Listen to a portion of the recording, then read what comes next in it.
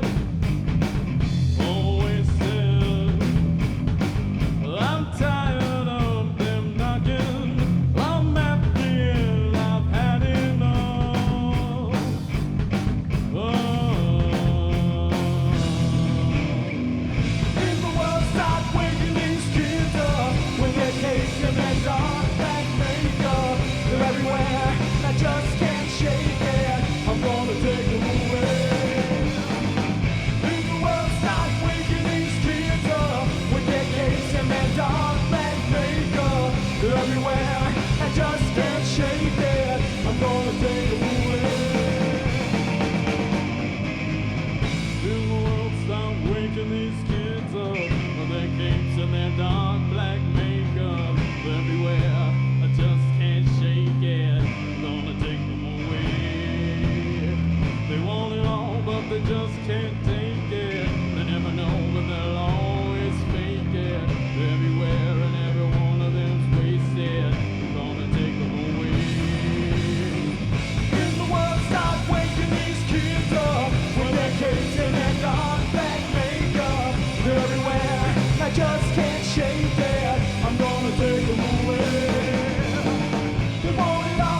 just can't take it. They'll never know, but they'll always break it.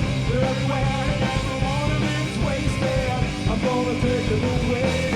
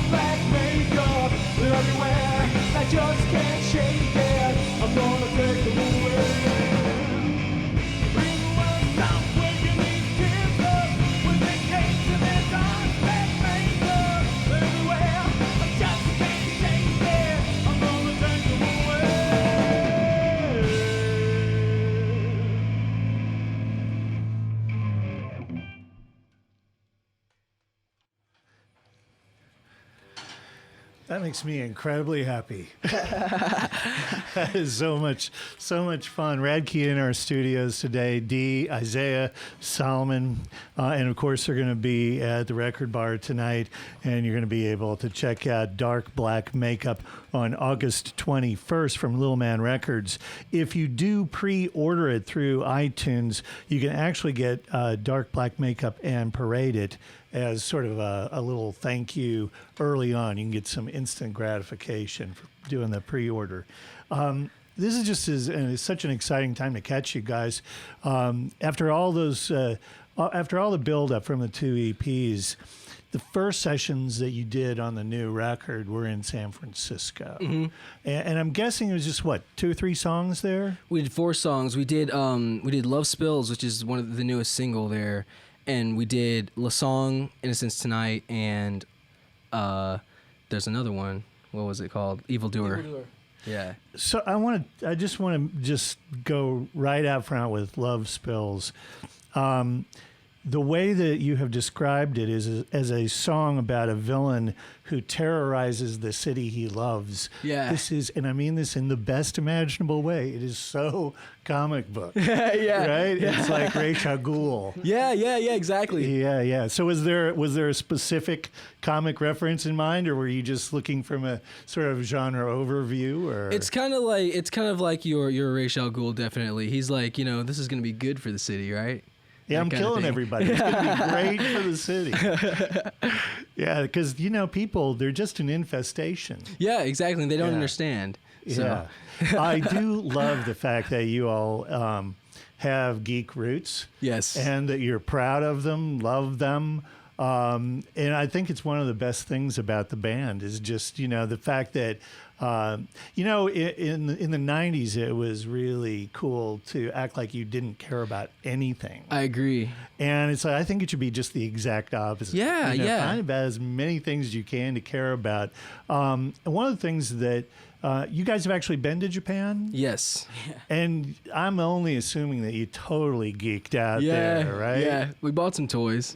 Because you're not just into comic books, it's also anime. Yes, big time. And I have to admit, I'm a little bit weak on that front, but I can certainly relate. Yeah, it's pretty amazing and like trippy. And so somebody in the band, all the band, starting to learn some Japanese? That'd be D.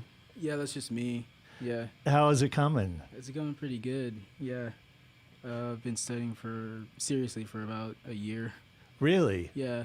Any goals or just the ability to communicate? Yeah, just communicate fluently and, Yeah. That's about as cool as it gets. So, I don't usually digress this far, but Batman versus Superman. I think Anybody it's want gonna to be weigh cool. in? I think Ben Affleck's gonna kill it. He's got the chin, man. Uh-huh. Yeah. No one's had the chin until now, so. Now, you know that in the movie, it's like there'll be a fight, and then by the end, they'll made some kind of peace, and the ultimate bad guy will have been beaten, right? Yeah, Doomsday. That one's pretty obvious. But in just comic book world, Batman versus Superman, in your head, who wins? Batman. Every time. He finds a way. Batman. Correct. I'm in total agreement. Yeah, absolutely. I think he beat the Hulk. You know what I mean? There's just gonna be Yeah, I some can't weird way really they think of anybody that he wouldn't be. exactly. He'll find it. He'll Because find that. he's also willing to play dirty. Yes. He will definitely break bones. Yeah. So when you went in and you recorded Love Spills, you had started working with Ross Orton, the producer, maybe best known recently for his work with the Arctic Monkeys. Yeah. And he got you to slow that song down. Yes, he did. And when that happened, we heard it and we're like, wow, we can create that vibe just by just slowing it down a little bit. So let's experiment on before this song's balls nasty fast, we maybe hear it slow and maybe it's groovier and even more catchy that way. So really, that was a revelation that sort of affected the other songs that you wrote moving forward. Exactly. Right. That was an important session. So when you did those 4, and then obviously you're going to fill up the rest of the record. You had a conversation about songwriting before you parted ways. What was that like? Well, he basically, he called us up and he was like, how many songs do you guys think you guys are going to need for this record? I'm thinking 10. And we were like, whoa, all right, 10. And we're like, okay, so, we wrote 10 songs and, here we are. But I don't think from what I've read that it felt forced in any way. No, we just jammed and we came up with more than 10 actually.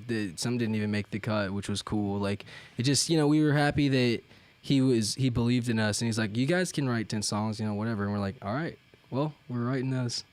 So, focus on songcraft. Also, this time, not only slowing some of them down a little bit, but maybe taking a little bit of time to let some of the individual instruments shine. Yeah.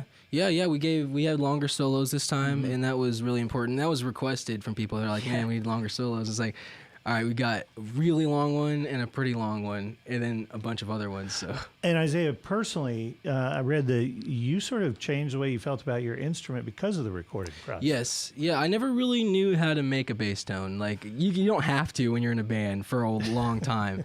But then I finally learned, it's like, hey, this is what the bass in Radkey should sound like. All right, cool.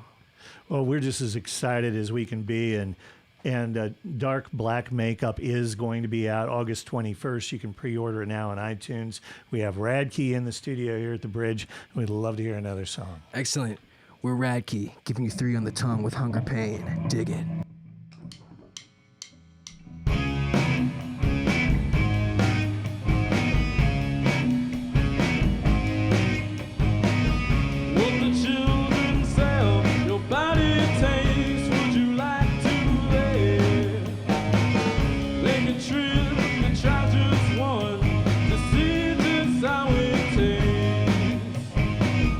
Give me 3 on the tongue, the only thing to pass.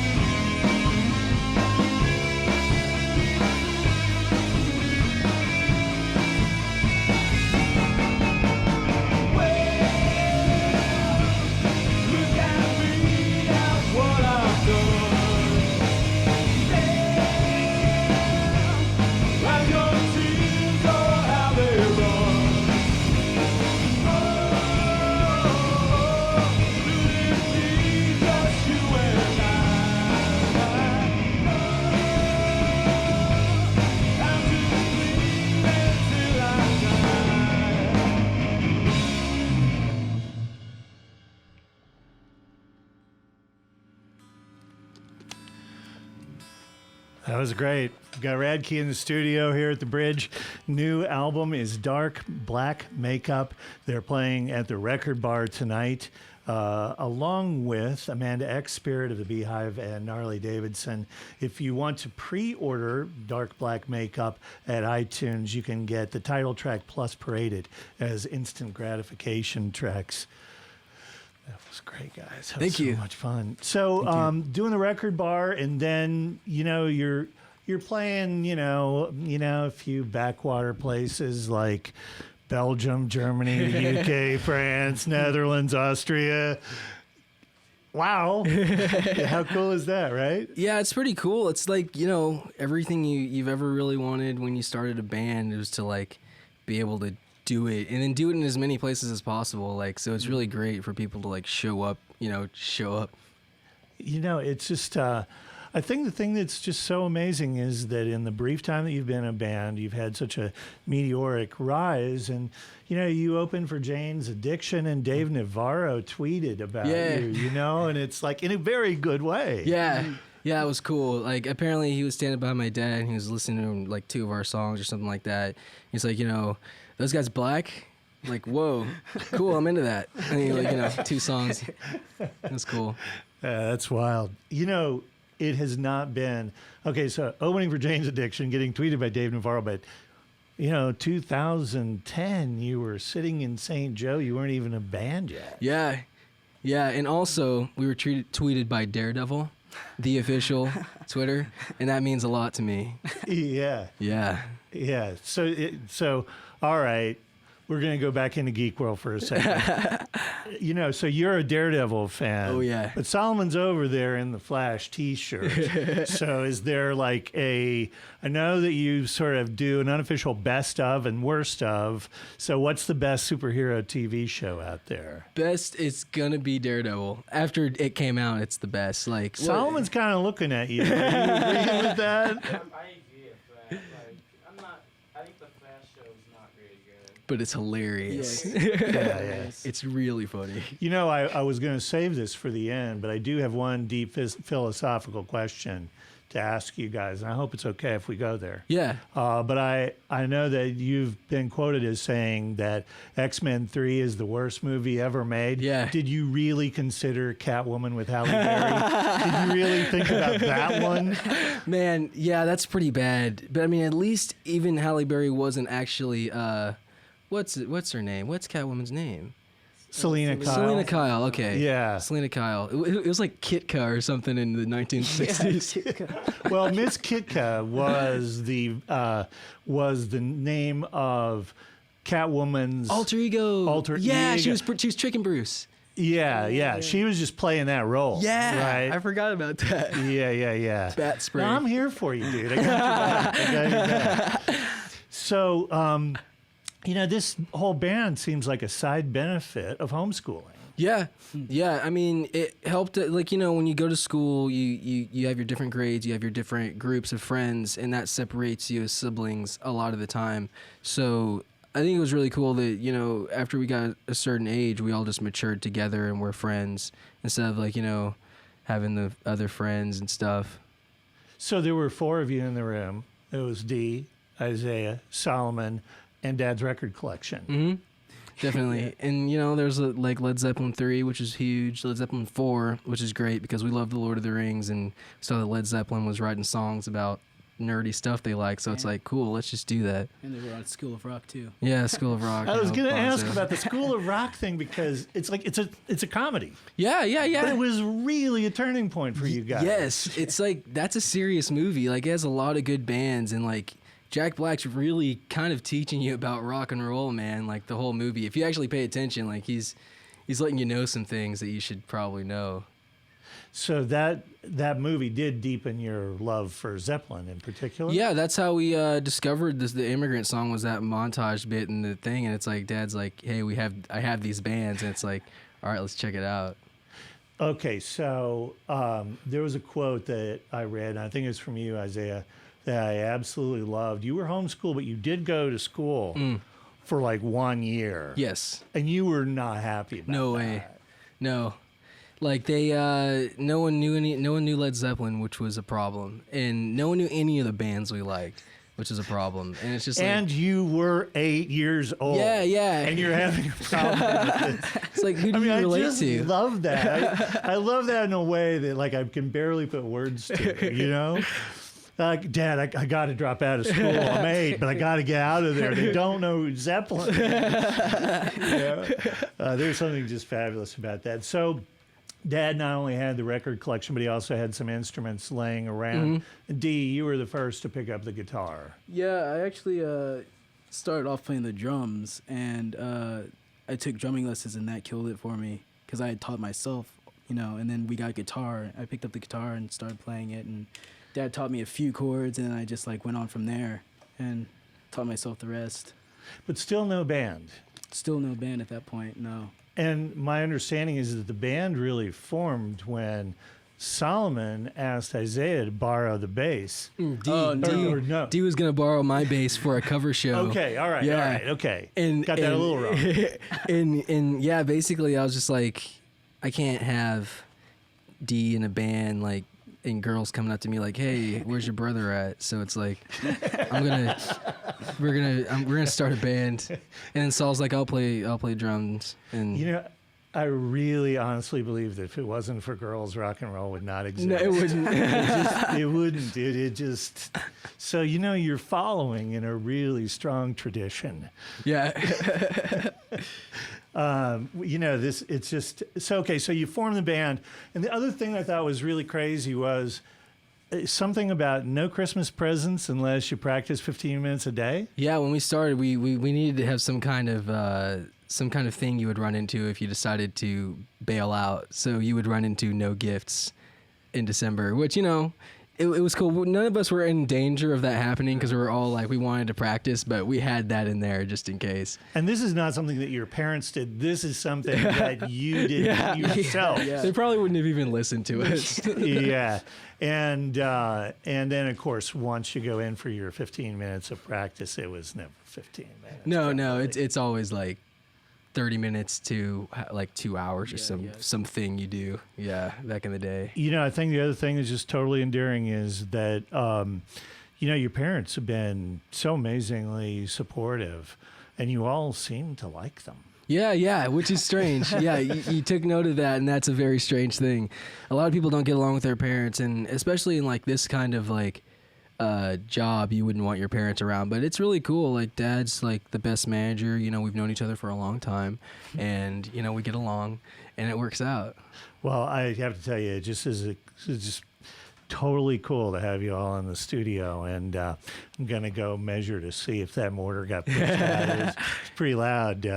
I went, you know, some of the guys in here are wearing earplugs. I went commando. I want you to know, there's no protection in here, right? Well played. Radkey, go ahead, I'm sorry. Oh, I said, well played, sir. Yeah, thanks.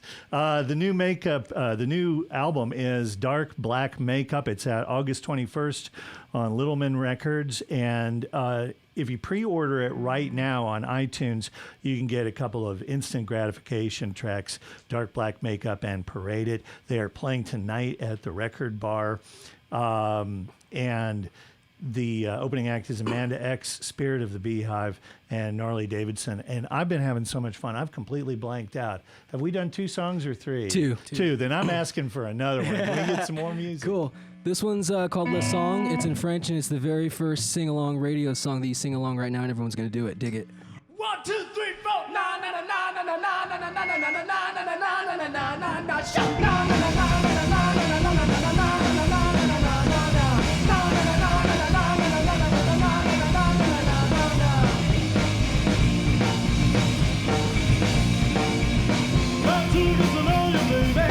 I've seen you over there. Oh, we could roll together, see you now, baby, baby, baby. So I'm gonna miss you, baby. The bills gonna be a mystery, man. Well, it's one thing I have to tell you, that I can't understand.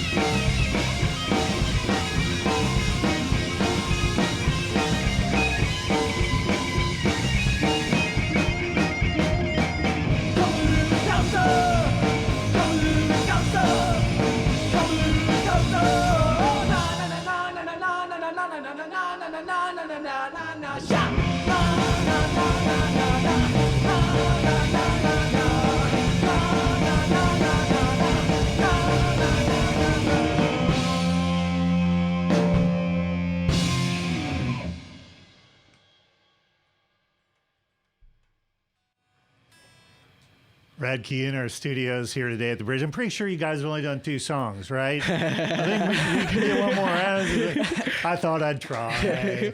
Radkey in our studios today here at the Bridge. Are going to be playing tonight over at the Record Bar. Again, Amanda X, Spirit of the Beehive, and Gnarly Davidson open. Dark Black Makeup available from Little Man Records on August 21st. Pre-order it right now for a couple of instant tracks. Isaiah D. Solomon, such a pleasure. Thanks so much, Radkey. Thanks for having us. having us.